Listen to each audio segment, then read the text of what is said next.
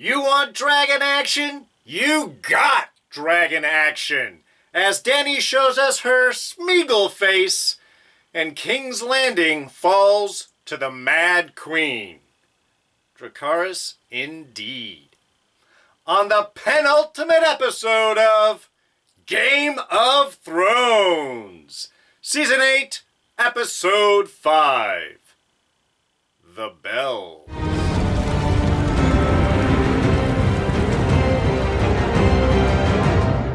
Hey everyone, D here, and welcome to this week's review of Game of Thrones. So yeah, we're going deep into spoiler territory this episode.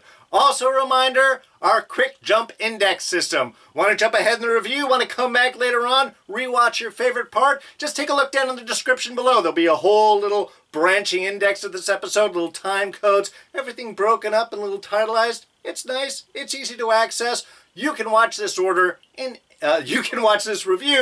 any order you want. Yeah, sorry, brain a little scrambled from this episode. So yeah, how about we just go ahead and dive right in there.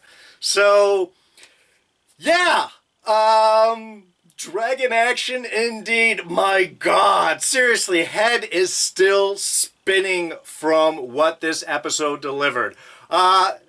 This is what we've been wanting to see in many ways for a long time. We have had tastes of dragon fire and the horror that type of combat would entail, but we've never really gotten it in full. We've gotten tiny tastes, and I think for everybody that was upset about the darkness of the long night and our battle with the Night King, this was exactly the opposite. You got to see every little bit, and perhaps maybe that's why. Maybe they really wanted to put focus onto this coming episode. Still a little disappointing, and I gotta say, this is my only critique really of the episode in any type of negative sense, and that's only because we've been waiting so long to see this, because we had the whole Night King, and we got to see just bare dragon fire use some attacks on the Whites as they assaulted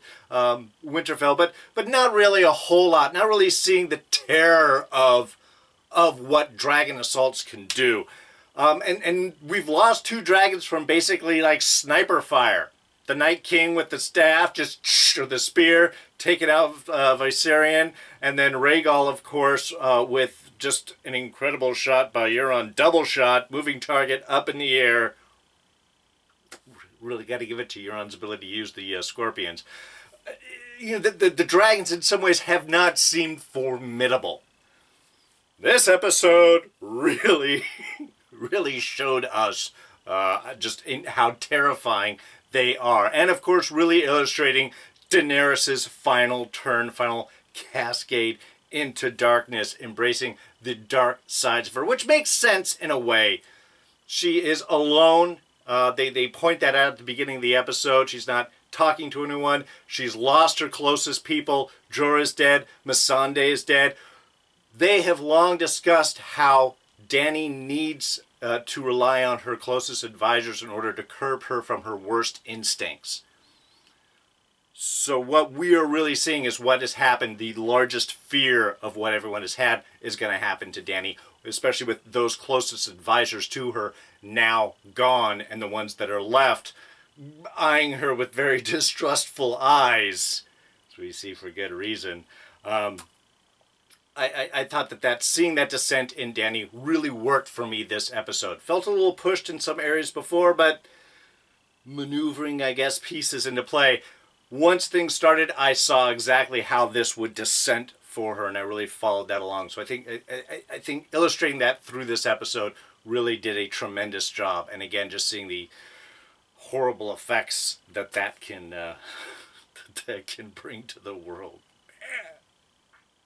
So yeah, Dany's descent really starting off from the top there with Varys and trying to instigate his little plans. And I believe Varys was trying to poison Dany there. as his little birds come in. She refused entry. She hasn't eaten, my lord. We'll try again in supper time. The guards are watching me. And he's already writing the letters out about a better, heir to the throne regarding to Jon Snow. Varys is already turned on Dany at this point. So I think that opening exchange, I think that's Varys trying to poison Dany to just take her out early right now before something more horrible can happen. I think Varys is seeing really where Dany is going, and yet knowing knowing his fate is coming. There were just so many great, powerful scenes here just in the beginning, and very quick. Varys' interaction, again, implying that he was going to possibly poison and take out Dany at the beginning. Imploring with Jon, hey, you have a better act to the throne. I've seen, a Targaryen is born and a coin is flipped, because they can go either super crazy or super good. We've seen where Jon's coin has landed, that he is a noble person. Dany, not so sure. And again, part of that is that whole advisor thing. Dany relies on her advisors to curb her from her worst impulses. Jon doesn't need anyone. He has himself. He has the memory of Ned Stark and what he's learned and all of those beliefs and all that environment that he grew up in to really help guide him. So that's really, I think, what Varys is seeing, why Jon would be a much stronger ruler, because he doesn't have those worst impulses the way that Dany does.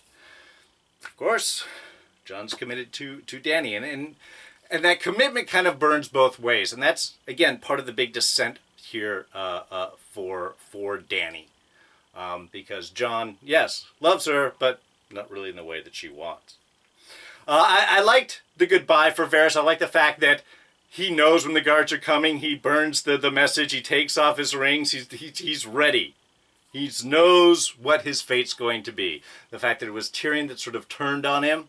And even that, another great little scene there where Tyrion feels that he has to let Dany know. And Dany's already followed the chain of information of where everything has gone. Oh, he knows because you told him, because Sansa told you. And what do you think Sansa wanted to do with that information? Very smart and I do like that about Dany in this scene, of tracing all of that information, that she's paying attention. She's not just reacting. She knows what's going on. It's just she doesn't have that trusted guidance to help her negotiate that and find a better ending, because she's got no one else around her. And especially one less with Varys gone. Now, he had already betrayed her. Really, so she's not losing that kind of advice there. But it was just a chilling scene and a great goodbye between Varys and Tyrion. I thought, these two have been through a lot. Varys took him across the sea and brought him up to Dany. He believed in her too, and then Tyrion believed. I mean, again, they've been through a lot. But I think Varys didn't blame Tyrion. I like that little goodbye, even though Tyrion feels bad about it. I think Varys was great. Look, I'd like to be wrong. Hopefully I am wrong. And of course he's not. Oh, by the way, just real quick, with Drogon appearing in the darkness behind Dany right there, man, that was cool. Just that snout coming up. Dracarys. And just climbs up. It's almost have to look at Varys. Double check. He's a small one, but anyway, very, very chilling. And Jon's look there, I think, seeing now where Dany is going. And that, I think, stimulated that last little bit of dissent. With everyone gone, all that Dany has left is Jon. And while Jon is committed to her as queen, he doesn't love her anymore the way that she wants. And she said it right there. They don't love me here. They love you. I mean, they see that threat. They love you more than they love me. All I have is fear. Which is it going to be? I want you, again, it's that craziness, that crazy perception. I think they really did well in this. And even Jon, he does have an attraction for Dany still, but the way he's raised, man, sleeping with your aunt, that's not a good thing. So without that love, without that guidance, without that close support that Dany can lead on, love isn't the option. Fear is the only option in her eyes. And man, does she bring that. Oh, and the last time we will see Tyrion and Jaime together. Man, that was such a whole honest week. Honestly, that was going to be my scene of the week initially as the whole episode started, but obviously other things came forward that took its place. But really just a great scene and some amazing work by Peter Dinklage, really owning, I think, the whole first part of this episode. Really just some powerful performances. But I think this whole thing worked as a great goodbye to Jaime. I mean, even starting off, Tyrion trying to speak to the to the Unsullied, and of course, not getting the language quite right, saved by the fact they speak the common tongue. I thought, again, just sort of a hilarious opening. Tyrion using his position to get the cards away, get in, talk to Jaime, and make his plea. Save the city. Made arrangements with Davos. That's what he was talking about. The smuggler job he's not going to like.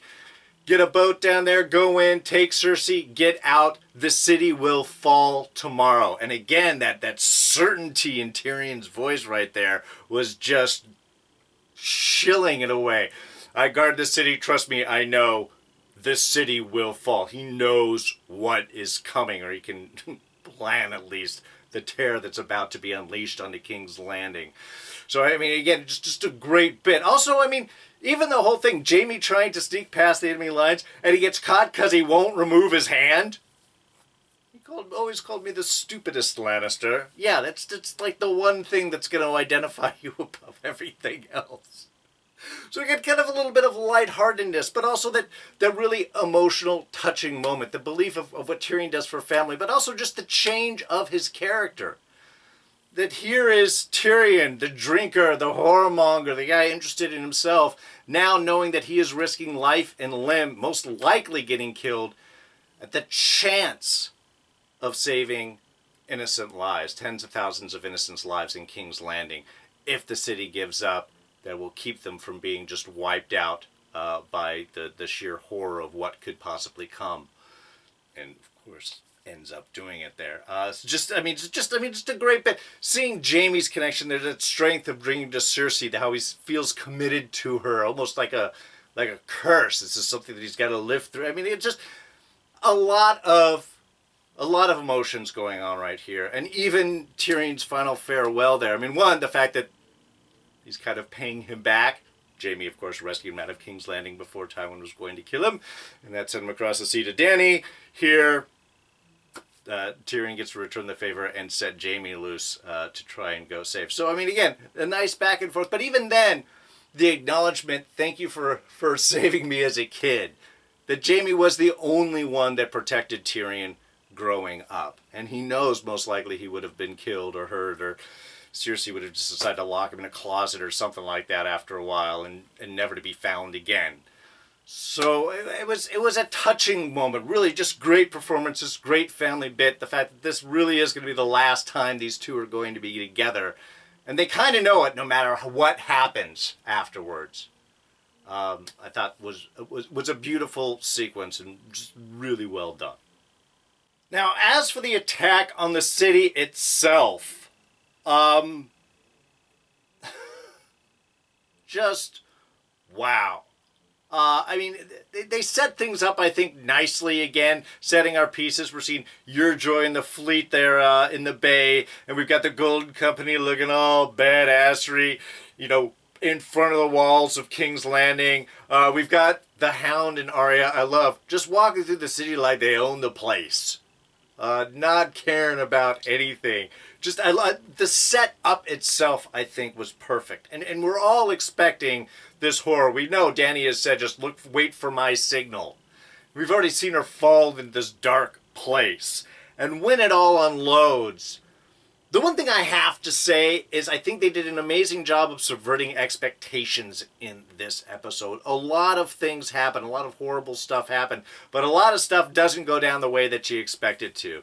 You're hoping for this big moment with Cersei being taken out, and yet she ends up dying in a moment that is almost emotionally vulnerable. We almost feel sorry for her as everything is fallen around. We go with this hope of Dany flying in, turning through horror as the episode goes out, where you see the darker steps, the decisions that are being made, and the effects that those go all about. Even Arya's plan on getting revenge doesn't work out right. We end up having, I think, just a very sweet moment between her and the Hound, as the Hound is saying, hey, this is what revenge does to you. You have options. You don't need to go down this road. Look at me. Is this the way that you want to be? Despite how much I was talking last episode, how similar they are. And they are. They're kind of at that crossroads where now Arya can turn into a different direction. The Hound has already committed himself to that. So, again, a nice full circle of emotion with them, between them there, and Arya then having the run, get out of the cities, it all falls apart. A lot of our expectations of the heroic way things were going to happen didn't. And I think this episode benefits highly for it. But yeah, let's kick things off. And look, we'll just say it. Our Scene of the Week for this week is anything with the dragons. Anything at all. Pick one. I know that's not really a singular scene, so what do you want to narrow it down? Let's talk about Drogon's first appearance. Coming down out of the sky. It's overcast, so can't be coming down out of the sun. And just torching the fleet. This is what we have been wanting to see from the beginning. We have wanted to see what dragons do. Why are they horrible? Why are they terrifying? Why are they such a danger? And we saw that in spades. How Viserion going off, okay, that was a one-off. Rhaegal going really made it look like, what is the danger here?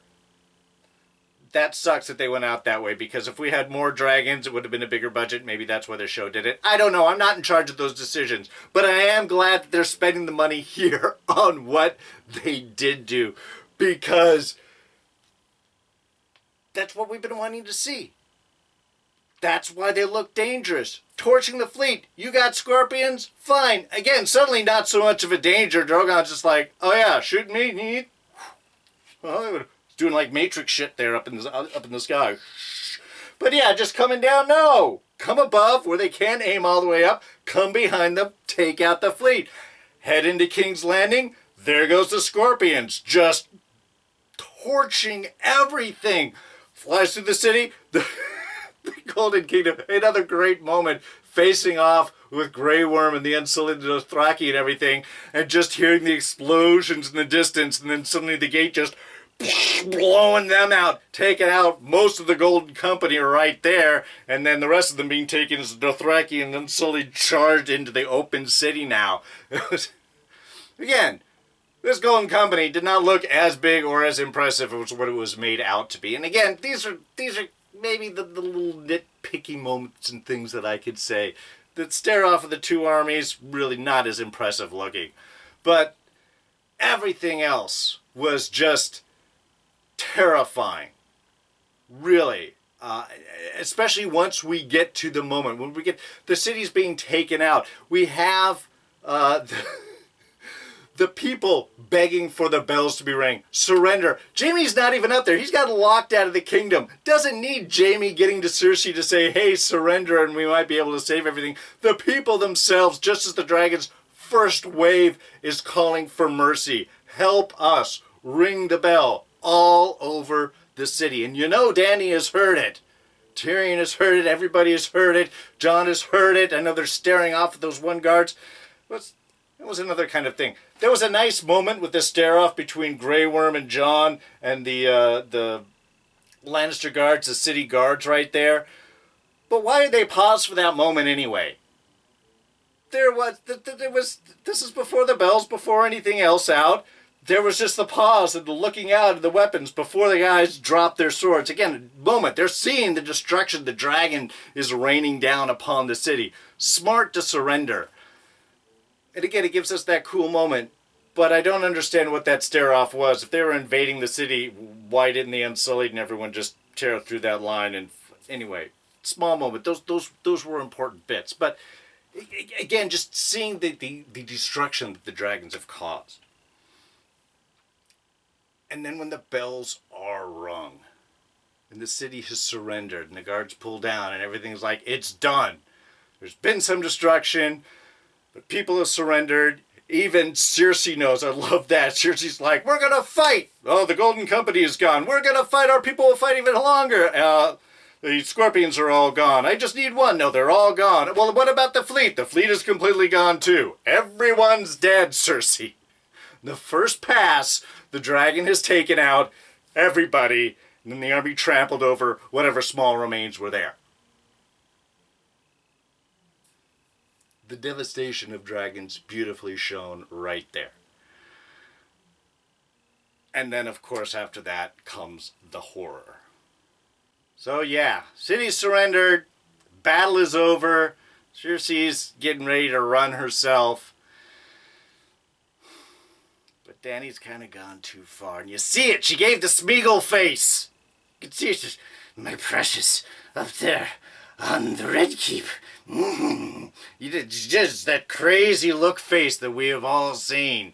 And that was just, that signaled it right there. The minute she did that, it was like, okay, it's all over with. And she doesn't want to just beat. She wants to punish. As Sunday said, Dracarys, let it burn. Everyone has worked hard to get to this point. Save the city. Tyrion's whole work to save the city. The innocent people in it.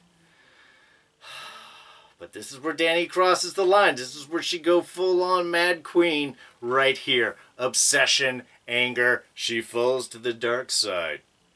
And this is where we see the horror and the terror of war. Jon sees it, of course, first straight off. Once Dany is going, that opens it up for Grey Worm to go ahead, and he's mad about Missandei too, and starts the battle. Jon can't stop him, tries to. Interesting little exchange between Grey Worm and Jon. Is Grey Worm going to tell Dany that Jon tried not to fight when she pressed on? We're going to get some betrayal vibes going on right here. How's that going to fall out? We'll have to wait and see until next episode. But for Jon, again, not wanting, the battle's over. They've surrendered. You don't press it. So I think right here is where Jon really sees why he is going to have to step forward. He doesn't want the job. Of course he doesn't want the job. He's never wanted the job. But this is why he's going to have to. Because now he sees where Dany is going to go. He's crossing a line that she's crossing a line that he never would. And I gotta say that the whole rest of it was just a beautiful example of the horrors of war. You let everyone loose. You let the Unsullied, you let the Northmen. Dany's torching everyone. She's pressing even though the town has surrendered. This is permission to follow your worst impulses. Now we got the murders, we get the rapes, we get the thefts, we get the kidnapping, we get the pillaging and the looting and all of the horrible stuff that happens in war, while at the same time indiscriminately death is raining from above. And the fact that we saw this all from a street level, I think, made it so much more personal. We're seeing the faces, we're seeing the people running, we're seeing people trying to hide. It was just astounding. And then it just starts cutting through the Red Keep. It takes her a while too. Dany works her way up to the castle. You would have thought she was so mad at the castle, so mad at Cersei, so mad at this family, this thing, these people that had turned, the symbology and all that meets with Cersei and the Red Keep and where her family was from and betrayed and all of that. You can see all this emotion. Go to the Red Keep then. Don't need to torch King's Landing on the whole way up and crossing and serpentining and firing. And this is, again, Dany has submitted to her darkest bits, but still just impressive as all hell. Really, terrifying from every moment, from every angle, knowing at any moment you're going to run into guards, Dragonfire's going to come from above. Everybody in the city is now just panicking, running to save their life. Yes, battle is horrible, but this is vengeance. This is just mass killing at this point. This is a release of anger. This is the dark side right here. And I thought they illustrated that just viscerally, astoundingly. Now, one face-off we have been waiting for since, God, Season 1. pretty much. It's been talked about it. The final face-off between the Clegane brothers, the Hound and the Mountain. Beautifully handled. I mean, again, this was the split between the Hound and Arya. You gotta go. I've committed myself. The Hound knows that he's gonna die fighting his brother. He just knows that he has to take his brother out. He has to end him. And it was just really an incredibly beautiful scene. First off, Qyburn, bye. Not gonna miss you. Really been wanting that guy dead for a while. Smashy head on the rock, smashy head on the ground. I think that's a double brainer right there with Qyburn being taken out. And obviously, even for the Mountain, despite his programming, his zombie programming, he's not going to listen. He's going after his brother. So again, it's kind of a nice send-off right there. Just this moment. Gets rid of Qyburn, sends Cersei off on her own, and just a beautiful final battle between the Clegane brothers. And again, beautiful shot. The one, especially just as it starts with the shot low, and we see that the keep and the stairway, everything falling apart around them, and the dragon flying by in the background above. I mean, just beautiful shots right here. The colors and compositions, I mean, they were looking like old paintings, like Alma Tadema shots, you know, paintings, and just perfect color compositions, I thought, really throughout this episode. You could pick frames throughout much of this, and just they were almost like paintings going on. Really amazing shots. But this final battle, again, beautifully done. We get finally the helmet pulled off the mountain. We get to see that zombie face of his just getting stabbed over and over again, and pulling swords out of himself and knives out the neck. And God, even at the end when he gets stabbed in the eye. Of course, the whole thing. How do you fight zombies? You go for the head. Body doesn't work. So when the Hound finally about to lose his own eyes, stabbed the Mountain in the eye, I was like, yeah, finally, Utah. But even then, I got something stuck in my face. I guess he has no brain left. Doesn't. But a perfect way for the Hound to die. Dies by fire, falling into the fiery flames below, but also taking out his brother as well. It's a very poetic ending for both of the characters.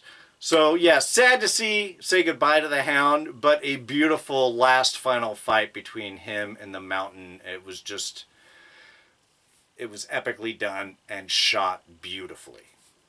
And finally, we of course have Jaime and Cersei. Well, I mean, we did have the brief fight between Euron and Jaime, but that was really just penis swinging.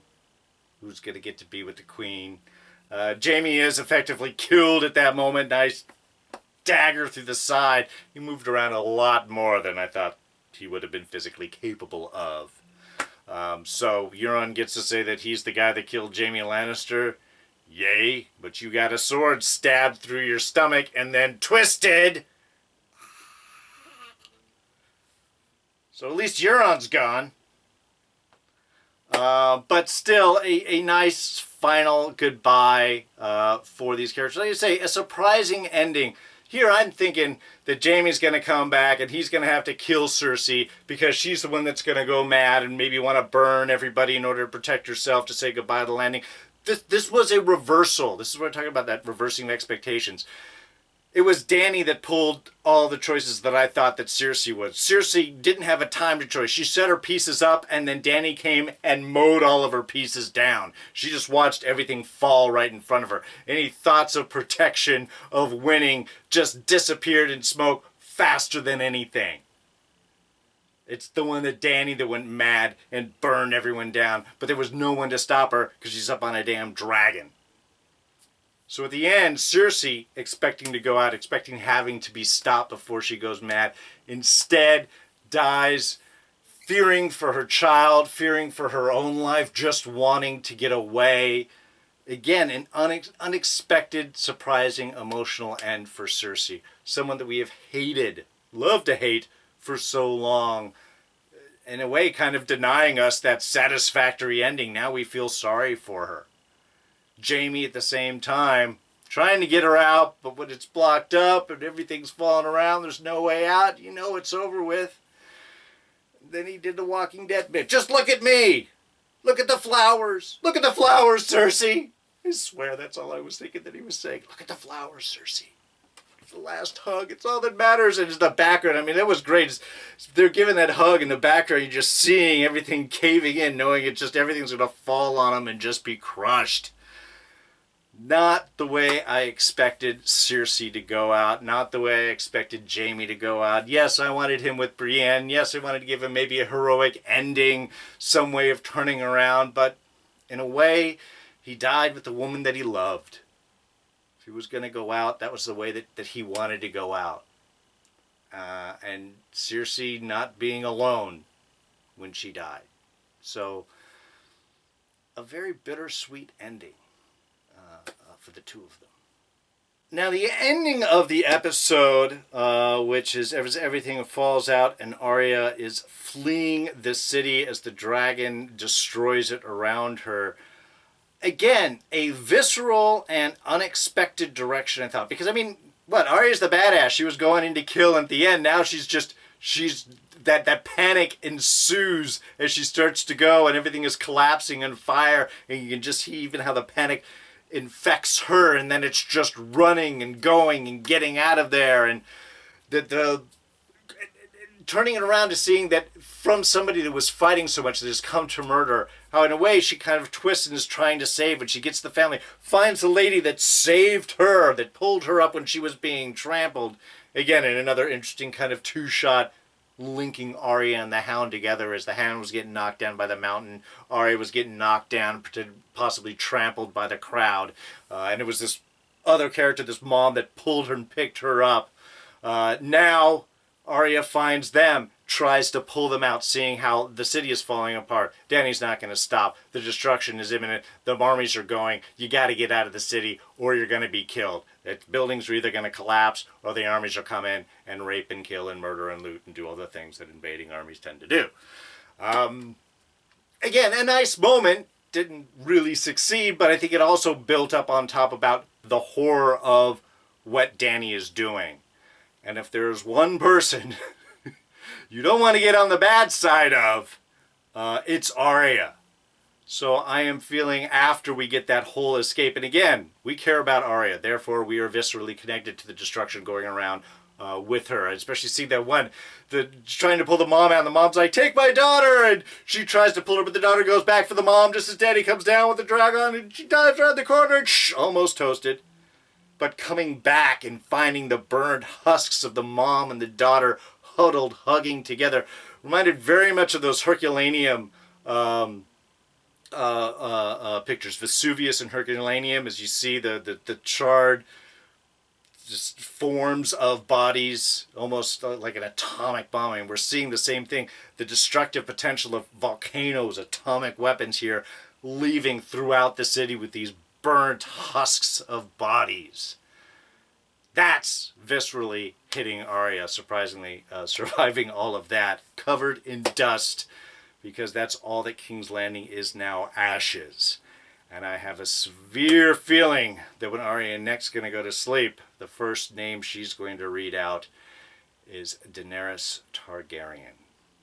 So, that's sort of where we leave things. King's Landing is toast. King's Landing is ashes, not only hit by dragonfire, but wildfire too. Catch the green explosions going on. I mean, fire is set loose to everything. Again, just building the destruction that's happening with the city. We've got really, in some ways, kind of a little toast to the Mad King himself, who wanted to have the city burnt around him, and who delivers that wish ends up being his daughter Dany. So what is to come? One episode left. That is it.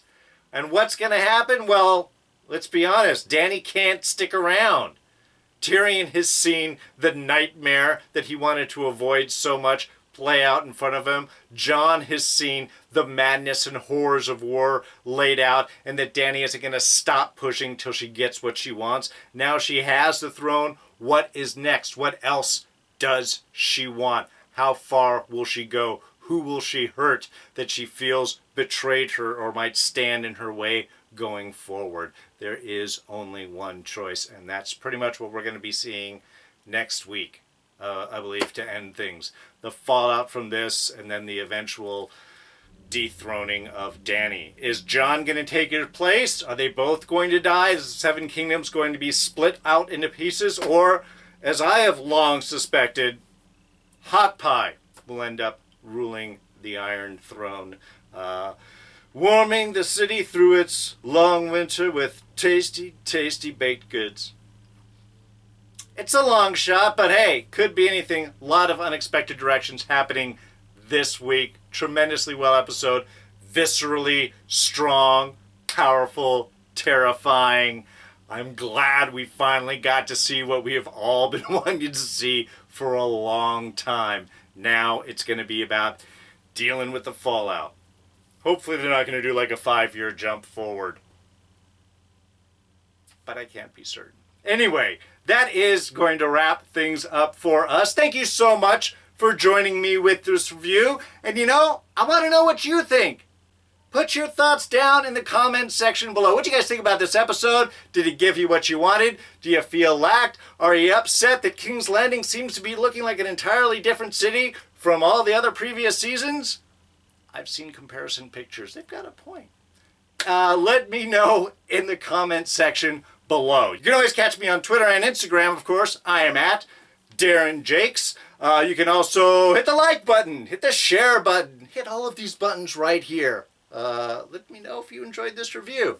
Now, we do have, of course, one more episode of Game of Thrones. We also just started Agents of S.H.I.E.L.D. Season 6. Awesome. We've got Legion coming up in June. We've got Preacher coming up in August. Both of those final seasons.